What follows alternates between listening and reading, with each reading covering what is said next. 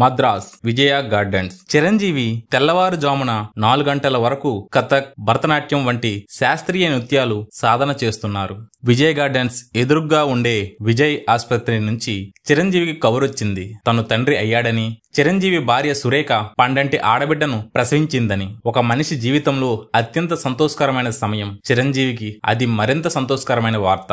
ఎందుకంటే అతను సాధన చేస్తున్నది 4 ఫైట్లు, 6 పాటలు ఉండే మామూలు సినిమా కోసం కాదు. ఈ శుభవార్త వచ్చినప్పుడు చిరంజీవి శుభలేఖ చిత్రం చేస్తున్నారు.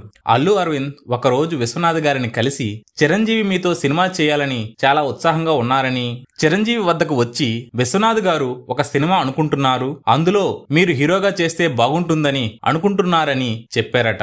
అలా అల్లు అరవింద్ వివివి శాస్త్రితో కలిసి ప్రశాంతి ఆర్ట్ ప్రొడక్షన్ బ్యానర్ పై శుభలేఖ చిత్రాన్ని పట్టాలెక్కించారు.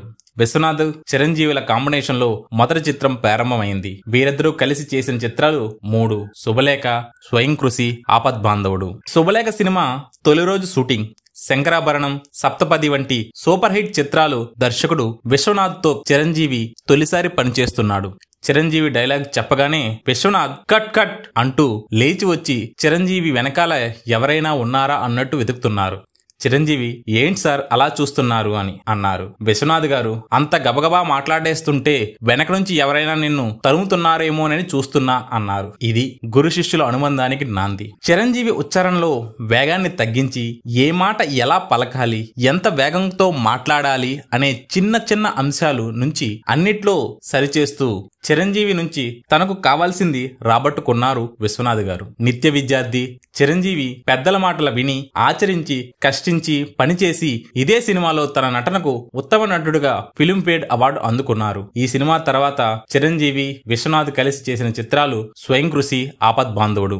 ఈ 2 చిత్రాలకు చిరంజీవి ఉత్తమ నటుడుగా ప్రభుత్వం నుంచి నంది అవార్డులు అందుకున్నారు. సినిమాల్లో చిరంజీవి కథానాయకుడిగా చేయడం కన్నా కథే నాయకుడిగా సినిమాలు చేస్తున్న రోజులవి. తన పేరుకు ముందు ఏ స్టారు చేరలేదు. సూపర్ హిట్లు ఉన్నా తన దరికి ఒక ఇమేజ్ అనేది పూర్తిగా చేరలేదు. అందుకే ఈ సినిమాతో చిరంజీవి అభిమానుల జాబితాలో క్లాస్ అనే మరో వర్గం కూడా తోడైంది. ఈ సినిమాలో చిరంజీవి హీరో అనటం కంటే కథే హీరో అనటం సబబు. చిరంజీవి కనిపించకుండా అక్కడక్కడ 20 నిమిషాల పాటు సినిమా సాగుతుంది. చిరంజీవి ఎవ్వరిని చేయిత్తి కొట్టే సన్నివేశం ఉండదు. పైగా దెబ్బలు తిన్నాక ఆసుపత్రిలో పడుకొని ఇది మా మగజాతికి అందరికీ తగిలిన దెబ్బలండి, మాకు ఇలా కావాల్సిందే అంటూ సమాధానం చెబుతాడు. శుభలేఖ సినిమాలో చిరంజీవి చాలా బాగా నటించాడు అనటం కన్నా తెలుగు సినిమా దిగ్గజ దర్శకుల్లో ఒకరైన విశ్వనాథ్ దగ్గర చక్కని అభినయాన్ని నేర్చుకున్నాడు అనటం సబబు. ఇది అతిశయోక్తి కూడా కాదు.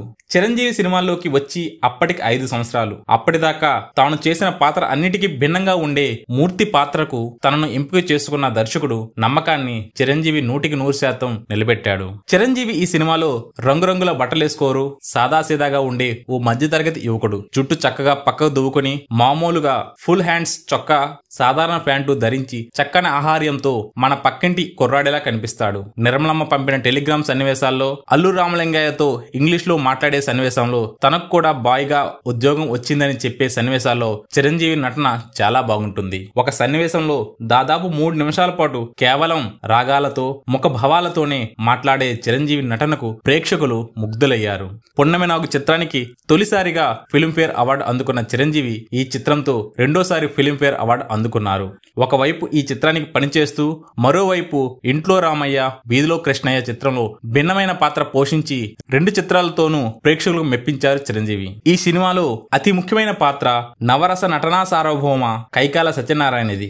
2 మగపిల్లల తండ్రిగా వారికి భారీ కట్నాలు తెచ్చే అమ్మాయిల్ని చూసి పెళ్లి చేయటమే ఏకైక లక్ష్యంగా పెట్టుకున్న అంకెల ఆదిశేషయ్య పాత్రలో కైకాల నటన చూసిన వారెవరైనా తెలుగు సినిమా పరిశ్రమకు అందించిన గొప్ప నటుల్లో ఆయన ఒకరు అని ఒప్పుకుని తీరాల్సిందే. కొడుకుల్లో ఒకరిని ఇంజనీరింగ్, మరొకరిని MBBS చదివించి వారిద్దరికీ వరకట్న రూపంలో ఎంత వస్తుందనే లెక్కలు వేయటం దగ్గర మొదలవుతుంది ఈ పాత్ర. చివరికి తన 2 కొడుకులు ₹1 కూడా కట్నం తీసుకోకుండా ఒకడు ప్రేమ వివాహం, మరొకడు ఆదర్శ వివాహం చేసుకుంటాడు. ఈ పెళ్లిళ్ల గోలలో ఎదురయ్యే విచిత్ర పరిణామాలలో కైకాల నటన జేజేలు పలకాల్సిందే. డబ్బులు తీసుకుని సన్మానాలు చేసే సంస్థ వారితో మాట్లాడుతూ తనకు నచ్చిన బిరుదును ఎంపిక చేసుకునేటప్పుడు ఆశయాన్ని, పట్టికలో ఉన్న బిరుదులేవి తన తనకు నచ్చక చివరికి భారతరత్న ఇచ్చేయమని కోరటంతో అమాయకత్వాన్ని, బిరుదు ప్రదాన సందర్భంగా దర్పాన్ని, అదే సభలో తనకు అవమానం జరుగుతుండగా ఆవేశాన్ని అద్భుతంగా ప్రదర్శించారు కైకాల.